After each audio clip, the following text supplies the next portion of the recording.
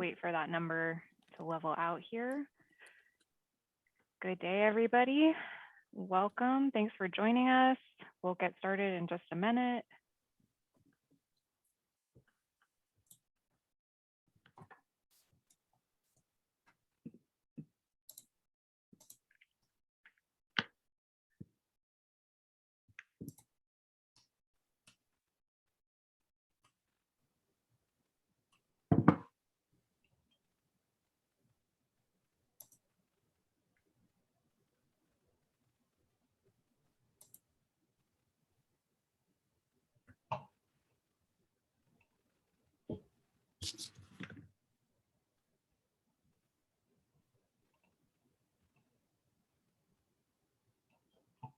Numbers are still ticking up a little bit, but we'll go ahead and get started. Good day, everyone. I'm trying not to say good morning or good afternoon, but now I've said both. I'm Danny Cook, one of the co-organizers of the conference. So happy to have you here at Coffee and Critical Conversations this morning with some amazing colleagues from Emory University. Just a quick reminder before we get started to please change your chat settings to all panelists and attendees so everyone can see your comments, unless you really do only want to talk to the panelists, in which case you're welcome to do that. And with that, I'm going to hand it over to our presenters. So thank you so much for being here. Well, good day, everybody. I'm going to share our presentation. So we are all from Emory University Libraries, and I thought I'd just start off by introducing us all with a little bit about each of us. So the five of us are from the Emory Libraries Diversity, Equity, and Inclusion Professional Development Subcommittee. So first on my list is Jina DuVernay, who is a collection development archivist for African American collections at our Rose Library. Her favorite beverage is decaf cafe mocha with oat milk. As you may be able to tell, her pronouns are she, her, hers.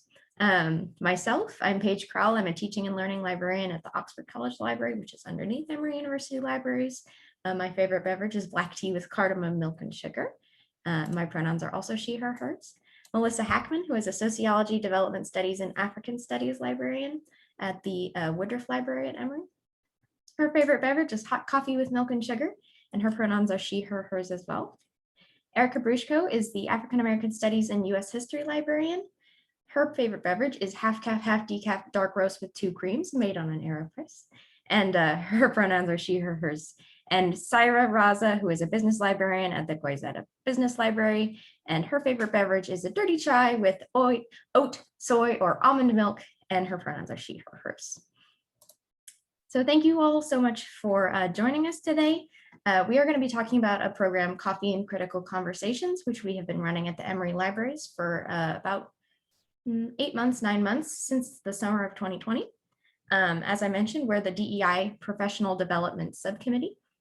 And we thought that we would open up the floor to all of you and ask, what's your favorite beverage for critical conversations? So you can all actually go to the pollev.com/EmoryDEI. I'm going to stop sharing so I can make sure that I've activated that poll. It should be ready to go.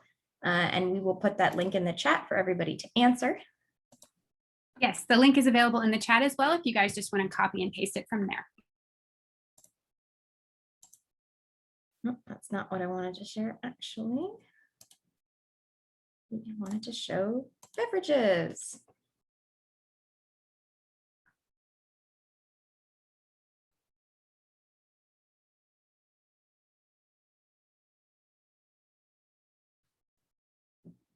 Seeing good beverages in the responses. I've got my signature beverage with me this morning.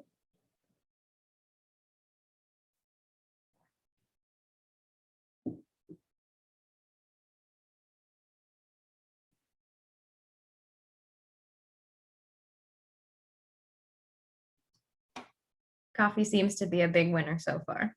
I think it confirms our branding. Confirms that we made the right choice. Tea people, some good representation as well. See some Diet Coke. We at Emory always approve.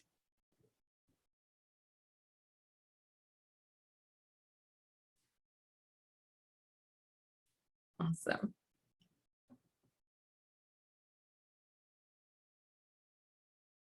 Fantastic. Well, I'm gonna stop sharing. Thank you all for sharing your beverages with us. And I'm gonna hop on back to our presentation. And Saira is going to share our land and labor acknowledgement before we get started. On behalf of the DEI Committee of Emory Libraries, we respectfully acknowledge that the territory our institution occupies is the true and ancestral and unceded homelands of the Chickasaw, Cherokee, and Muskogee people.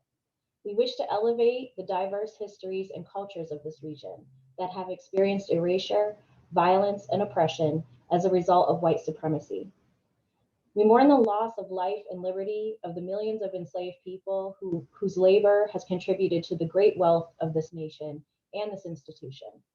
We acknowledge the long-lasting impact on Black communities to this day and commit ourselves to the work of justice for our colleagues, friends, and neighbors.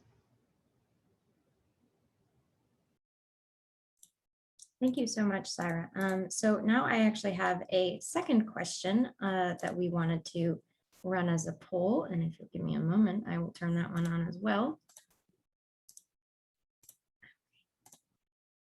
So this question is a little more business oriented. So same link, Emory, pollev.com/Emory DEI. Does your institution have a DEI, diversity, equity, and inclusion, or some kind of similar committee?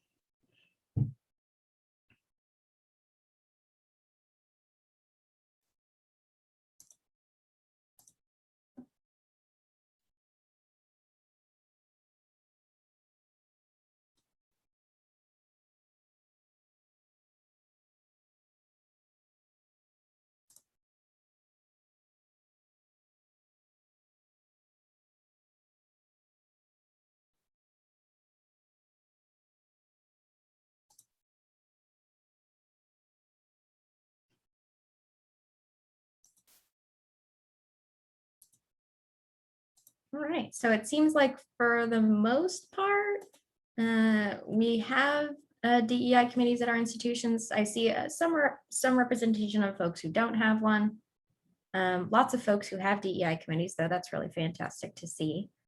So we asked this question because this program was sponsored by the Emory Libraries DEI committee, but we actually feel that it can be well implemented by those who have a DEI committee as well as those who don't. So you can form a group just specifically to run a program like this, and it doesn't have to be a group that's already well aware of DEI principles. It doesn't require that much preparation and setup. So I'm going to return to sharing our original. Oops. So close to doing that seamlessly. There we go. I'm going to share that. And I'm going to open my floor to my colleague Jina to tell you all a little bit about us. Right, so thanks Paige. So the Professional Development Subcommittee is one of 6 subcommittees that make up the Diversity, Equity, and Inclusion Committee for Emory Libraries, which is located in Atlanta, Georgia. Dean and University Librarian Yolanda Cooper contributes resources and overall just greatly supports the DEI committee. Our subcommittee's charge, again, all of us make up, well, we're members of the Professional Development Subcommittee. There are other members though, but our subcommittee's charge is to compile and share information with Emory Libraries community about opportunities to attend conferences as well as calls for proposals related to diversity, equity, inclusion. The subcommittee also seeks opportunities to contribute to diversifying the profession and also to engage future library professionals from underrepresented groups. In 2019, the subcommittee sought to create a series of programming around DEI-related topics, beginning with facilitating conversation around DEI-related terminology. The series was intended to take place in person and on campus. The idea was that attendees would gather to learn and discuss the proposed topic while enjoying coffee and cake provided by us, the subcommittee. However, the events of 2020, such as the murders of unarmed Black citizens, the global pandemic, and protests, prompted the subcommittee to create new and more urgent content and address these issues in a virtual environment.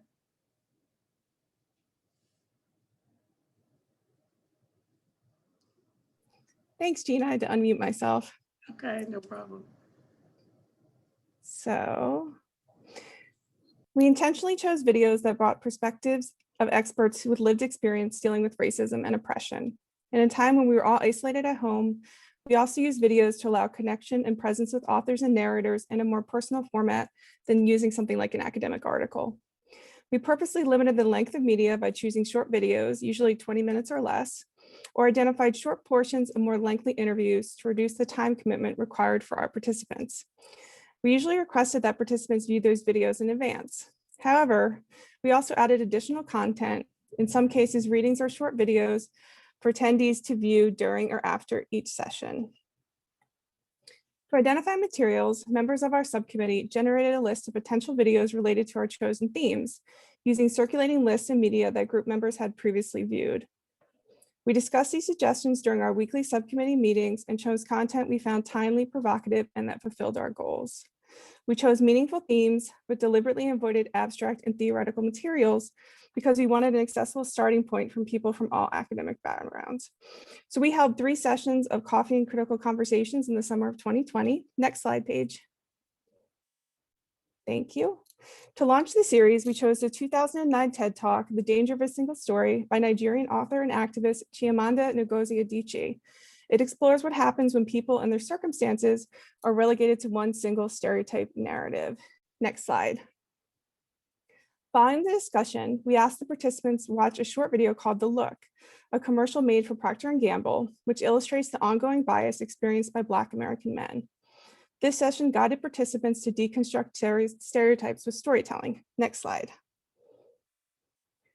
For the second session, we selected segments of an interview by Jamal Hill with Ibram X. Kendi entitled How to Be Anti-Racist from the Aspen Ideas Festival in 2019.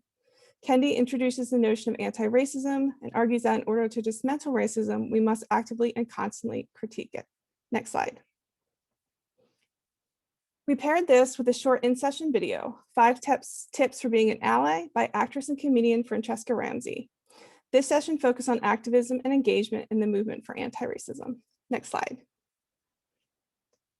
We closed the series with a short video from the Equal Justice Initiative entitled EJI Confronts America's History of Racial Inequality, which was from 2015. The video shows images of racial inequality and reflects on continuity and change from past to present. We also asked participants to discuss 2 articles on the recent debates in Congress over the instruction of African American history in public schools. And particularly, we talked about the teaching of the 1619 Project, which was created by New York Times journalist Nicole Hannah-Jones. The materials emphasize how knowing our collective past brings clarity to persistent racial injustice in the present. And now I'm going to pass it over to Saira.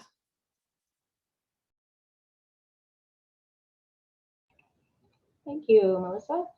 To get the word out about coffee and critical conversations, we created a flyer using Canva, an easy-to-use online graphic design program that helped us achieve a professional and attractive look for free. We also created a registration link in Google Forms and sent the invitation with the flyer and registration link to internal staff listservs and the organizational newsletter. During large library meetings, typically with over about 140 attendees, we were given the opportunity by library leadership to announce our series as well. Next slide, please. For each session, we had about 33 to 51 registered attendees. To ensure everyone would have space to speak and listen, we created breakout rooms with 5 to 7 participants and 1 to 2 facilitators from the Professional Development Subcommittee. In terms of scheduling the series, we knew it was important to allow space and time between the sessions. So we planned to have each event about once a month. And creating the space between them allowed the facilitators to prepare materials and integrate feedback into the next session. It also allowed attendees to have time to process and integrate what they learned into their work and plan ahead to attend the next conversation.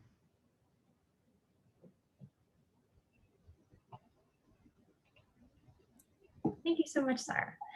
Had to unmute myself as usual. So as a committee, we came up with ground rules for ourselves and for participants. We drew on the work of Susan A. Vega Garcia and the Iowa State University Libraries DEI committees to do this.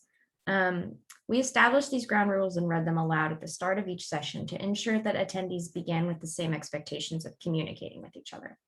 This was especially important for attendees who had not attended or participated in this type of facilitated group conversation on racism or social justice before and may not have known what to expect.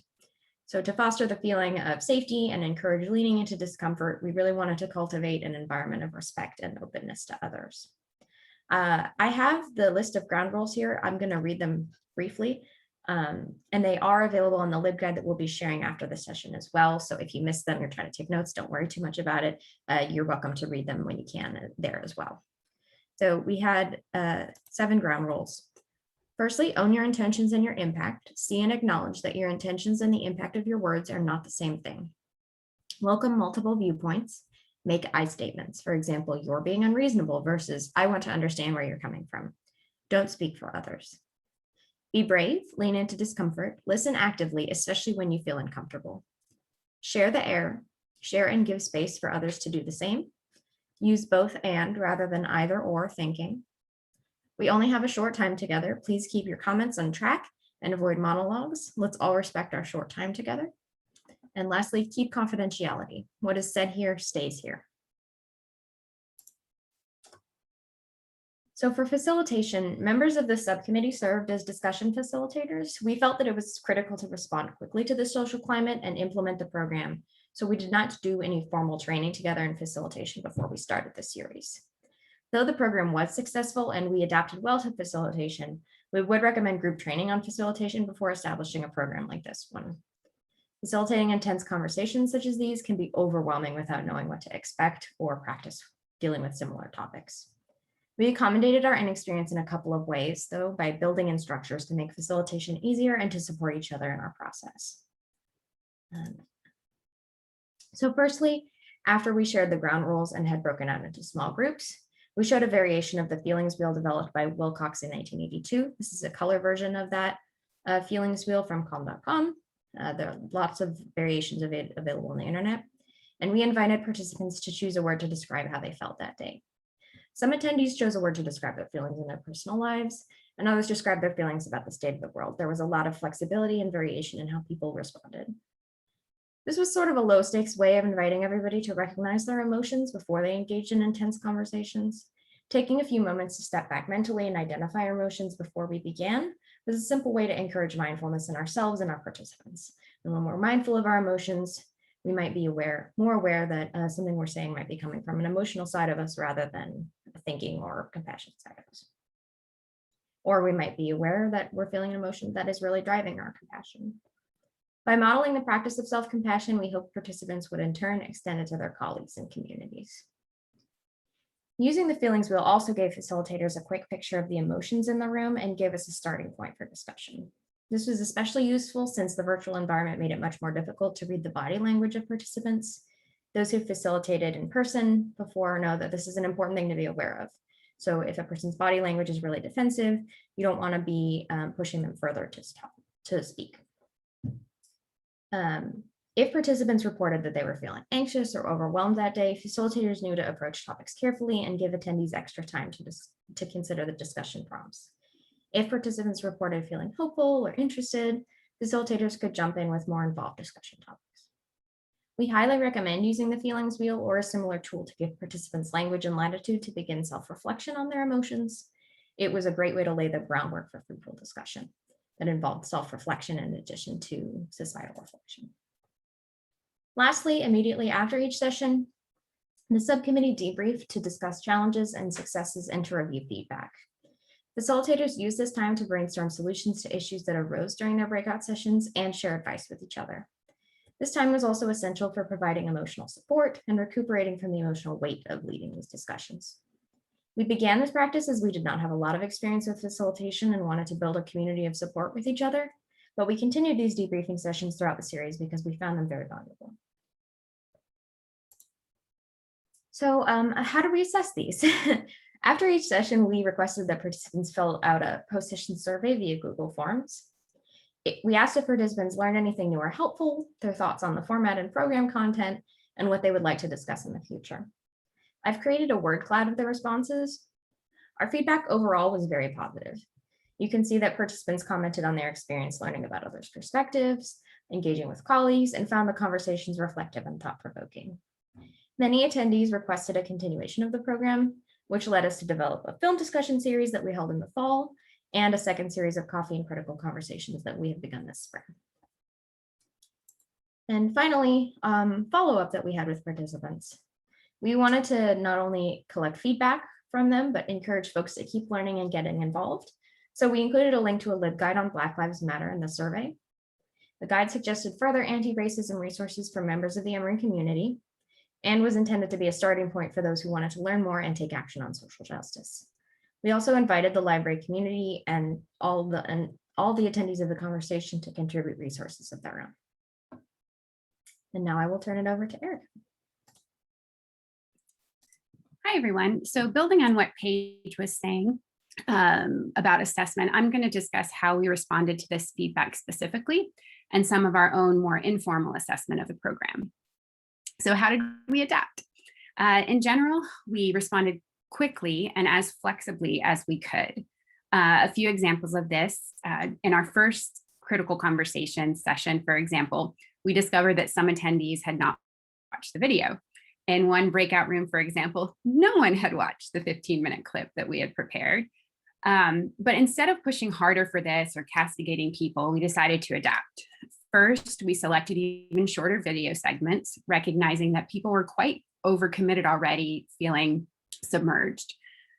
Second, we included summary quotations and clips for discussion to be viewed as a group so that everyone would have a point of departure and we could ground people in what we were talking about.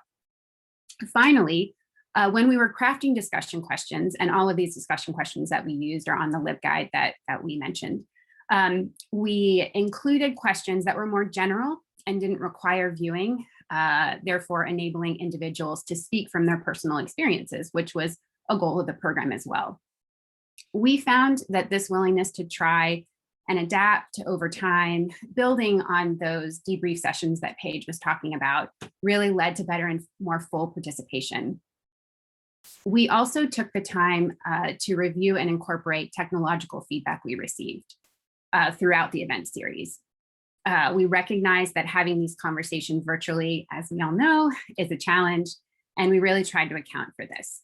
In the beginning, for example, we initially locked down Zoom rooms 10 minutes after the start of discussion in order to prevent distractions for facilitators and for attendees. We realized, however, that this locked out participants who were inadvertently dropped from the room due to technical difficulties, which always happens, and they were unable to get back in. So for subsequent sessions, we adapted, we kept things open, and instead assigned a Zoom monitor whose sole responsibility was to manage these logistics.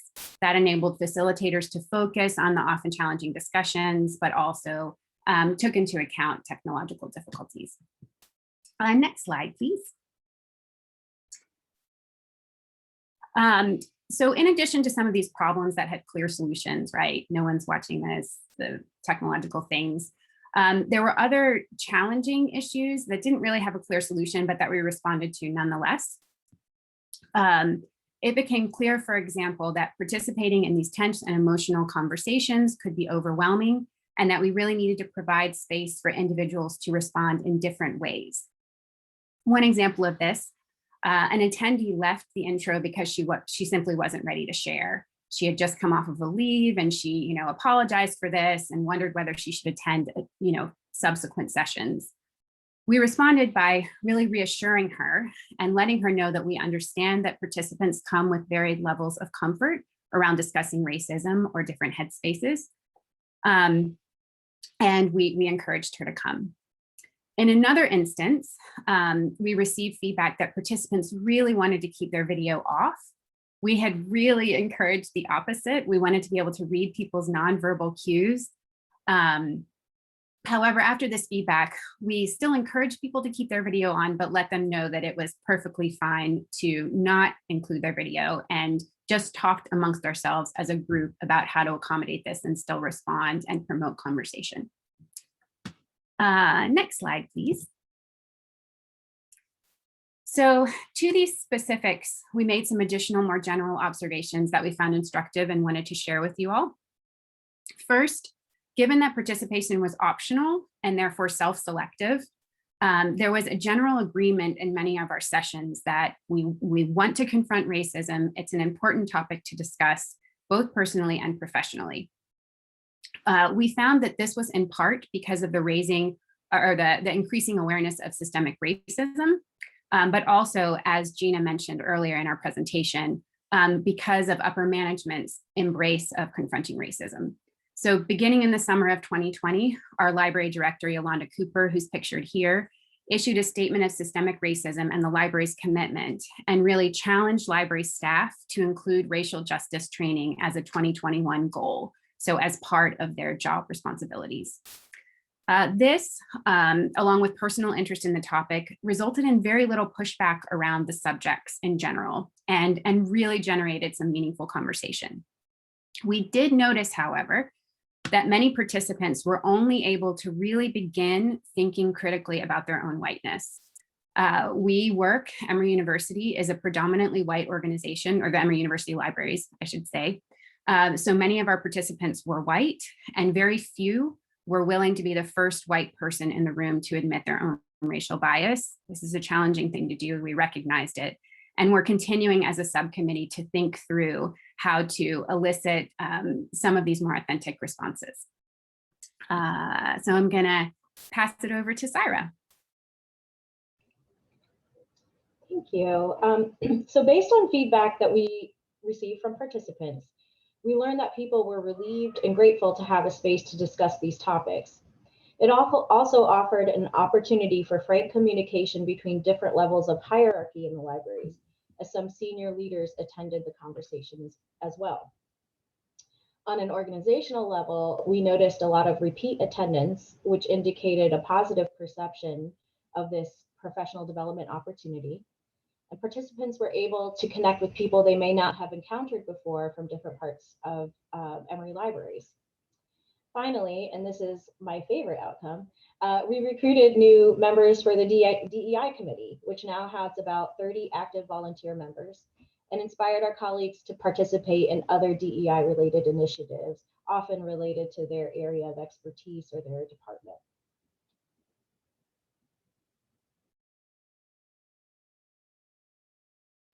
So we wanted to just share some takeaways with you. Essentially, we focused, the group of us here, we really focused on pivoting and responding to the social climate of 2020.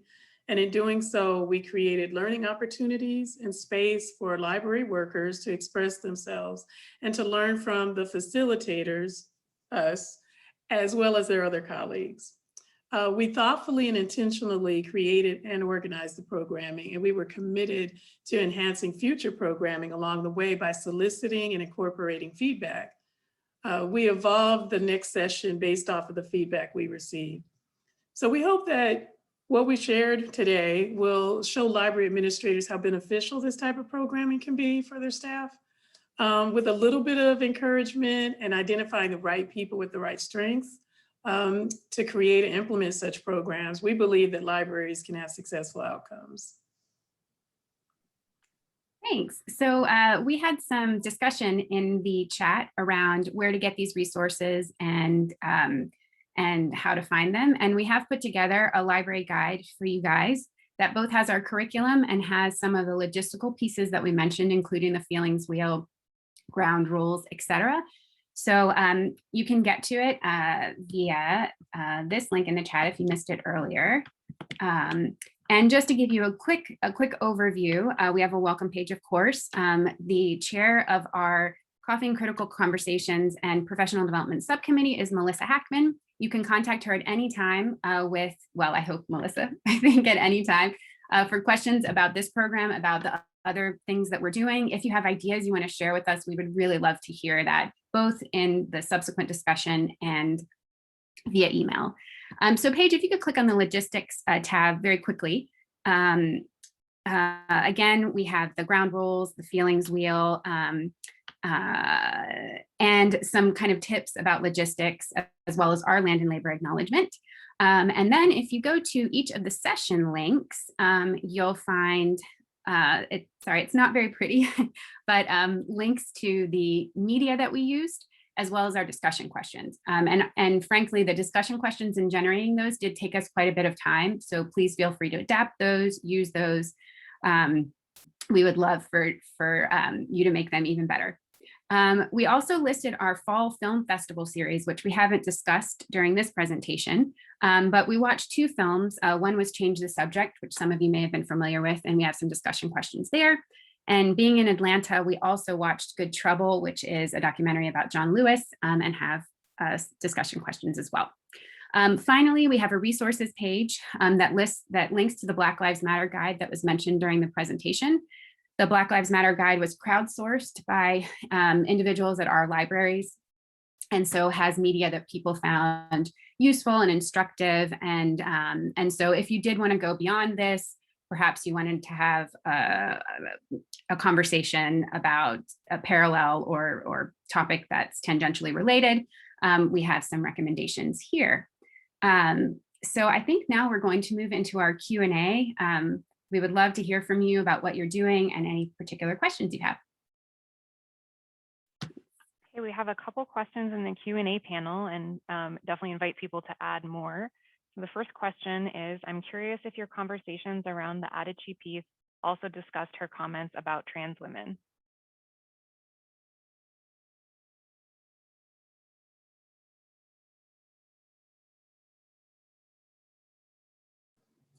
I'm sorry, so the question was, was that a part of the discussions? No, it was not. It wasn't a part of the discussion. We solely talked about danger of a single story because they were supposed to watch that video. And again, as we shared earlier, some did not.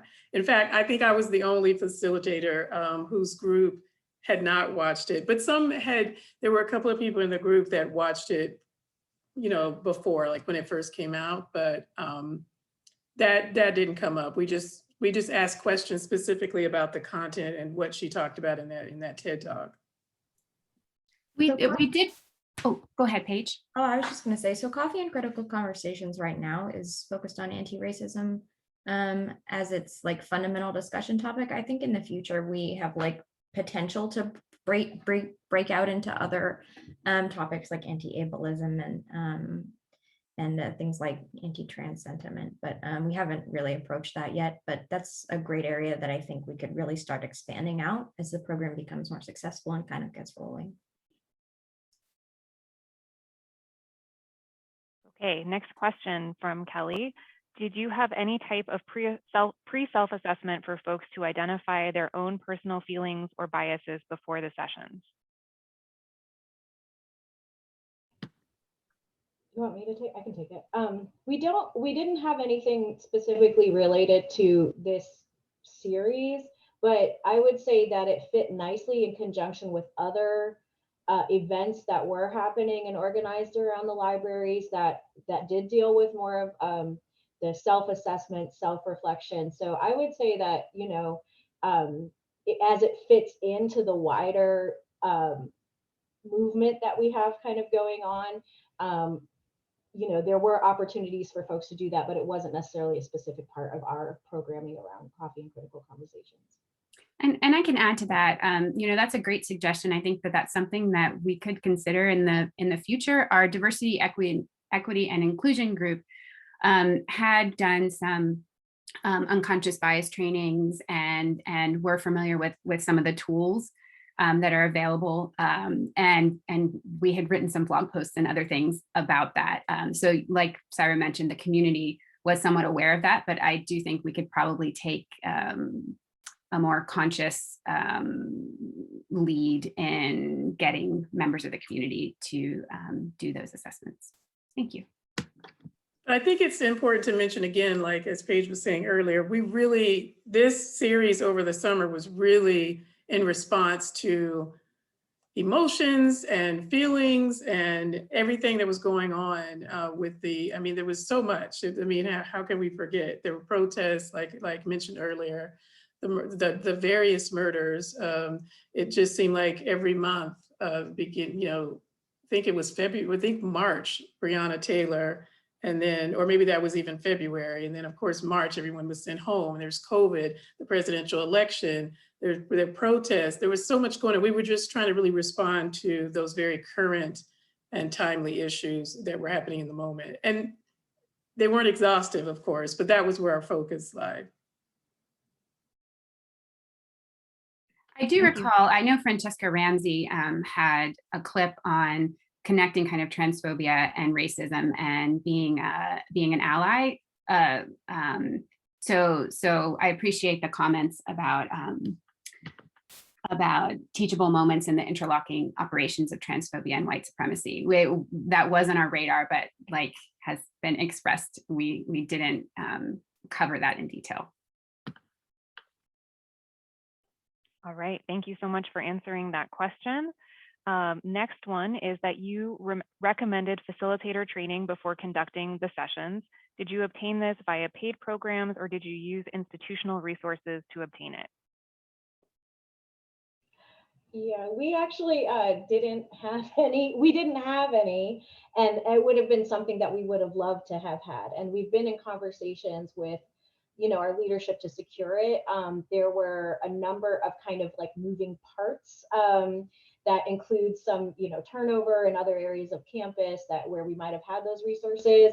And not to mention, it was just everything happened so fast and there was a million things happening. So unfortunately, we did not get to attend any training. We were kind of, what do you call it? Like, learn as you go, kind of figuring it out. And certainly, we've all attended many trainings. Part of being part of the DEI committee over the years, as I think everybody on this group has been, is we've attended many, many, many trainings and kind of observed and watched how these things happen. So I know that we took a lot of cues from that, but we did not have access to that.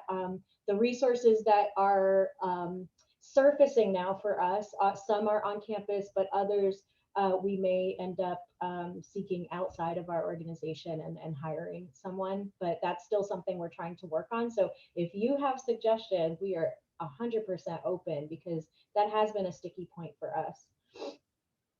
I will say that we really, first of all, this group works so well together, right? And there's a lot of different perspectives, but we were very focused on providing the space for people to really talk about all of these issues that were occurring. And we felt the urgency and we wanted to respond very immediately. And so really that was kind of the only way that we could do so is by becoming facilitators ourselves overnight. So, we definitely did some research kind of, we took some time to go over those ground rules. We definitely wanted to just be there. We also started in each of our breakout rooms, we let them know that we're part of this conversation as well. We didn't want to seem top heavy and like we had all the answers. We wanted this to be a conversation. And so that's why we sort of tried to set that stage. That we were a part of it because we are they're our colleagues and we work with these people. But we wanted not to shame anyone. We wanted everyone to feel, safe and brave and to add to the conversation. So I think that really helped. Yeah, that's all I wanted to add. I think that's a great point, Jina. And I would say that there was a tendency for people to look to us sometimes as people with answers. And that was a challenge, at least for me. I don't know for my fellow facilitators, but if you do something like this and you don't have facilitator training, it is something I would consider maybe thinking through how you might respond to or process when people come to you for answers. And I know Saira, who's actually the chair of our library-wide DEI committee, often has people coming to her for advice or answers. And I don't know if you want to speak to that, Saira, but it is an issue. Oh yeah, it's definitely an issue. And I think that is the thing is like, that is a wider issue about talking about racism, about talking about oppression is that I think people are looking for somebody to have an answer. Just tell me what to do. But so much of the work is internal and processing, and it's not going to be overnight. You're not going to get an answer like that. And even I don't consider, I would say I have a lot of experience and I do my best to practice it, but I would never call myself an expert. It doesn't matter how long I've been doing this. I would never call myself an expert because I think That's such a loaded term about what it sets the expectation of others. And when it comes to this stuff, it's all about identity. It's about how you see yourself and how you see others. And that work has to start inside. And, you know, the best that we can do as colleagues is provide guidance and support and a friendly ear, advice, you know, but I think you know, I think we do our best to avoid that, that perception that we're here to give you answers. We're here to steward the conversation and open the space so that we can figure it out together about what works for our institution. So that's a consistent challenge. Like I would say for me personally in my role, but then I think for all those who have a more visible presence as part of the committee, I'm sure, you know, like you're sitting in that meeting and people look at you like, so what do you think? You know, and that's where, you know, your job at, you know, that facilitation practice says, well, tell me what you think, you know, like you open it up, it's a conversation. So I think, yeah, I hope that helps, but yes, Erica. I think it's really good you said that we were there to sort of just steward the conversation, because that's exactly right. But also I think it's important to mention that while we ask questions about the content that we carefully and painstakingly, you know, settled upon, and sometimes we got into it with each other. So I was like, no, we have to have this video. So that was fun. The journey's always fun, but our overall goal, like, yes, we wanted to open people's eyes and we wanted to have fruitful conversations, but the ultimate goal was really to see how can we take what we've learned from this content and use it. How can we use it in our work? Like, how can we grow professionally from what we're digesting from this content? And we always kept that at the forefront of our mind with our questions that we would ask to facilitate the conversation. We wanted to make sure that there was some sort of, you know, growth that they can take and some new knowledge that they could take from each of these events, and then use that not only in their personal life, but chiefly in their professional life. And I do want to mention just briefly, in the original question, there was a discussion of mining institutional resources, and that's one of the best suggestions I think we can give. If you are hoping to start a program like this, looking for some kind of facilitator training or equivalent, don't be afraid to reach out to other departments on campus, those that aren't involved at the library. If you have a faculty training or development suite, sometimes they have trainings on facilitation, things like that. Other resources that are out there that they just, you know, don't necessarily connect or think, oh, of course, the librarians might be interested in this. So that can be a really fruitful source of training in many cases, and often you can get access to it for free, which is the best thing of all when you have a program in that you're trying to make work. So that would be one final thing that I would recommend as well. Okay, next question. I like that you see similar people coming time after time as a positive. At our institution, this is happening, and we wish we weren't, quote, preaching to the choir. Have you thought about new avenues for outreach or making people more interested in joining? I just want to jump in and say to that, we saw it as a positive because we know specific people who we were shocked that they even came in the first place. And then based on their, you know, their conversation, based on what they shared in these conversations, we weren't quite sure if we'd see them again. So when we did see them again, we saw that as a positive. So that's kind of where I think that's what we meant by that. Yeah, but that's a good point. Like you don't want to preach to the choir. So I guess along those questions, does any one of you want to talk about outreach? This again was just for library workers, those that worked in the library, our colleagues in the library, not beyond the library. Yeah, and I think, yeah, Jina said it exactly. Like there were they were people that we don't normally see in the committee meetings and other things. So I feel like I was very pleased to see who showed up and they participated. I mean, very earnestly interested. And that's where I think, again, my favorite part was we really did attract members to the committee, people who had never, really gotten involved with things before are now super active members and just trying to find out what can I do. And so for me, that was a huge outcome. But I do agree, I would love to have that experience with more people at the library. So what I'm hoping is that there'll be a word of mouth, that people will just enjoy it and suggest it to their colleagues. And, you know, of course, we try to open channels with managers and get them to encourage their staff to attend. So I think, you know, we continue to try all different angles to just let people know that we're here to build community, not to tear people down, not to make people leave and feel like, you know, terrible. Our goal is to build our community. And I think that that resonates really well with people, even when they haven't had a lot of experience talking about racism or experiencing it or any of that. Yeah. We also have something called the info forum that takes place within the library. So any chance we get, you can kind of make a 5-minute presentation that you could do. I think it's 5 minutes tops, but you can kind of give your elevator pitch on, we have in the past before the critical conversations, just on the DEI committee alone, but then we've done one to sort of kind of promote, I guess, the series as well. Go ahead. Go ahead, Erica. Oh, I was just going to say, no, I do appreciate this question. One of the things that we kind of edited out of the original talk is the impact that the Zoom room composition had on either the productivity of discussion or how well we were doing.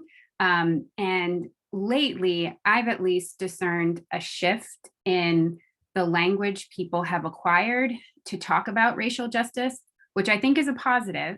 But I've also noticed some folks who may not be doing internal work. I mean, that's my judgment, so who knows? But kind of utilize some of these terms, and it can become an echo chamber. So I do appreciate that comment, and I don't know what my colleagues think, but I think that's something moving forward as conversations around racial justice have kind of expanded within our lexicon. We want to make sure that people are meaning them. And yeah, so that's not really an answer to your question, just a reaffirmation that it's something that we're thinking about. I also just wanted to mention that I think this is something that everyone who's doing sort of social justice education is going to run into at some point, that you have people who want to be allies and, you know, sort of are ready to be there, but they don't really want to engage on a personal level so much.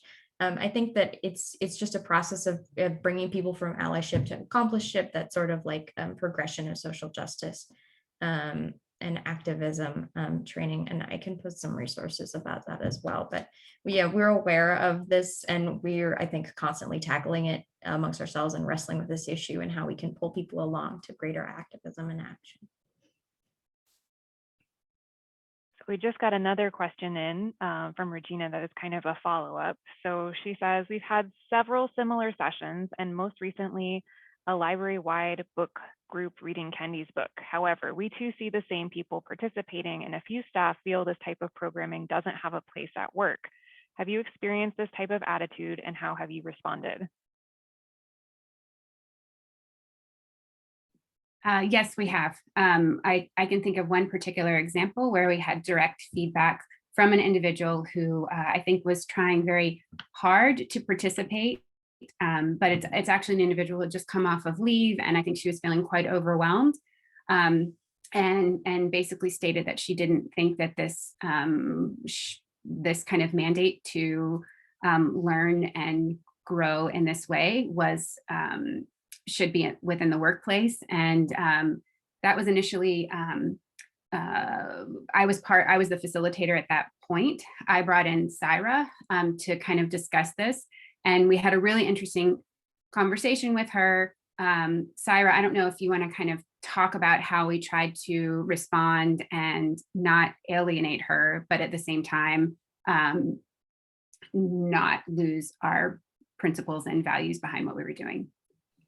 Yeah, I mean, I think, you know, whenever you get critical feedback, it's important to affirm, you know, that you've heard what they say and you hear their concerns. But I think just filling in the gaps about what we're trying to do is show up for our colleagues who have consistently experienced microaggressions and racism on all levels of the spectrum.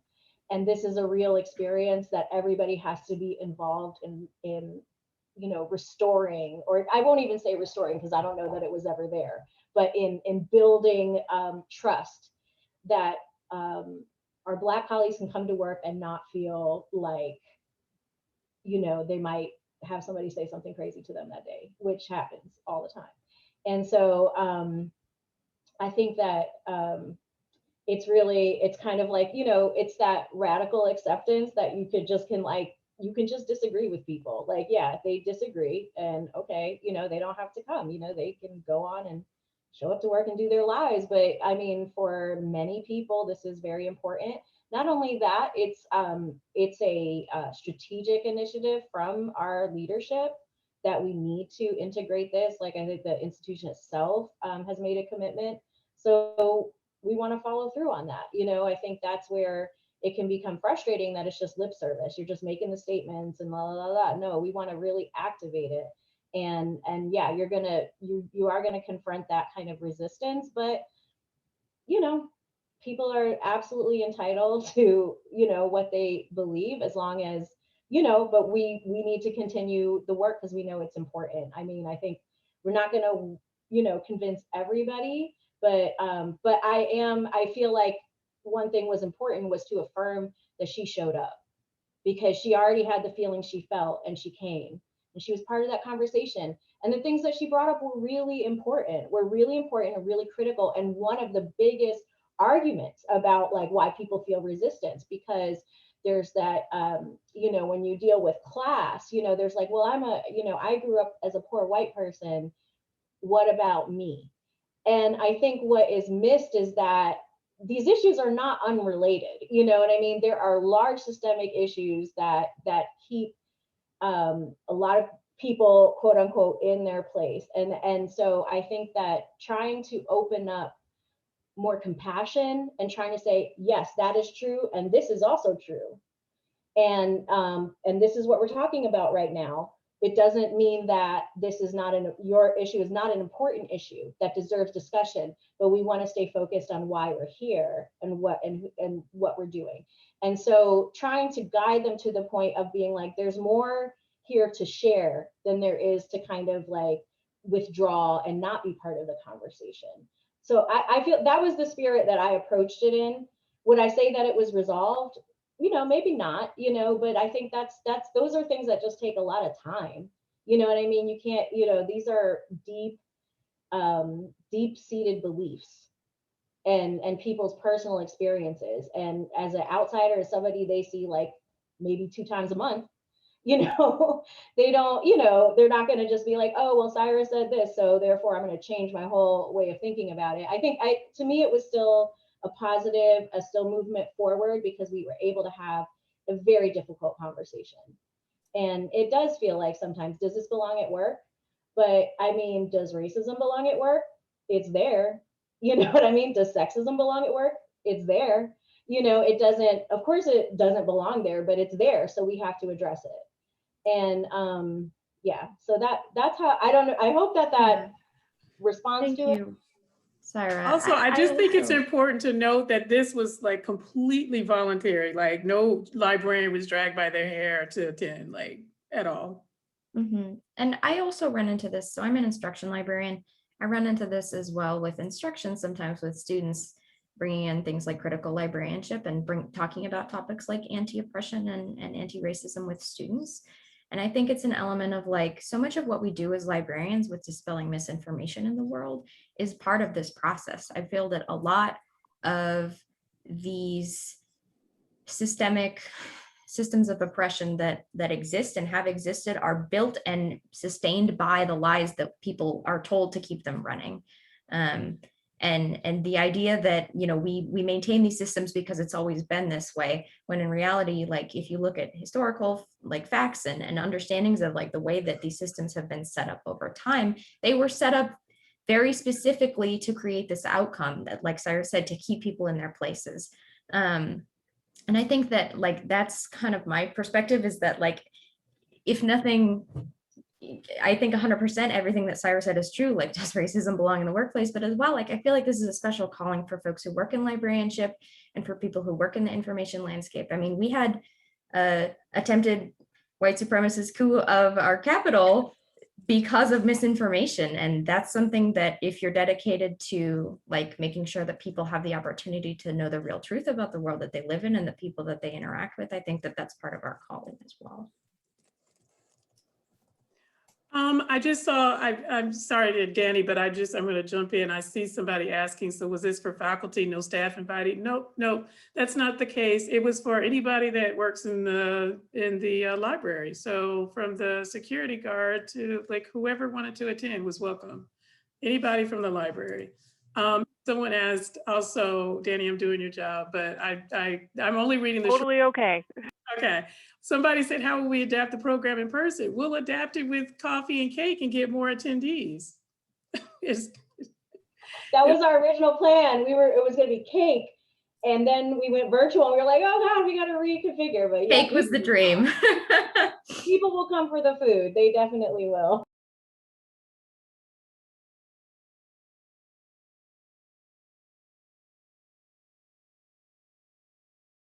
All right, I think we have time for maybe one. Oh, go ahead. Okay, well, we have time for, I think, one more question. So how about this one? Were there any changes in policies or procedures after library staff engaged in these discussions? Things changed. There might have been some things that were like already in the works and talked about. For instance, that a new group was started around, racist metadata. Also, in the archives, the work was being done around guidelines around repairing finding aids and the harmful language in the finding aids. What else? There was put together to come up with a code of conduct for the entire library. Also, after the aftermath of George Floyd, Dean Yolanda Cooper provided space solely for the Black library staff. So that's faculty, staff, anybody who wanted to attend. And we had a security professional in that group as well. But she provided the space for just Black staff to, and when I say staff, I mean everybody, to come together and just like talk. And so that group is still meeting today. So those are the ones that I could think of.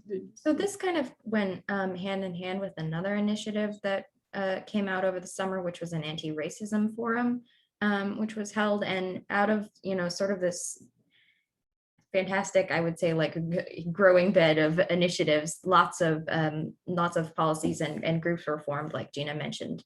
Many of the others, there was also a group created to do assessment of our spaces and whether they are providing an equitable experience for all users as well. So there's a lot going on, and I think it's not easy to trace it back to a particular source, but I think that there's a lot going on right now in the library world, and I think we're all just really excited to be part of it and doing what we can and bringing people. This conversation series is more about the personal changes, but we also have thank you. We also have sort of institutional changes happening. Yeah, and if I can add just one thing to that, it's like I said earlier, this is part of a larger suite of movements. But I think what really helped catalyze it is we had already had a really strong DEI committee, and we had been working really hard for like 5 years trying to move things forward. So when all of this happened in the summer, we were ready. We were ready. We had ideas, we had a system, we had communication in place. So I feel really proud of that. I feel really proud of the fact that there was enough people to keep that moving forward so that when the opportunity was there, we could show up for it. And I think that, it wasn't an overnight situation. This is something that has taken years to lead up to. And And so I think it's important to recognize that there was a lot of work that went in before this idea even came up about building trust between each other, about understanding who can start an event or an initiative. And we made it possible so anybody can, you know what I mean? And we can support and work through it. And I think that was one factor of success for us that helped us succeed, was that we had these things in place already to make moves and to have connections and have support from leadership in different ways. Okay, so that's our time. I want to say thank you again to our panelists. This was a wonderful presentation. So many great comments in the chat. Thanks for your generosity in sharing your work with us. And we look forward to seeing you again after the 15-minute break. Bye all. Thank you. Bye-bye. Thanks for having us.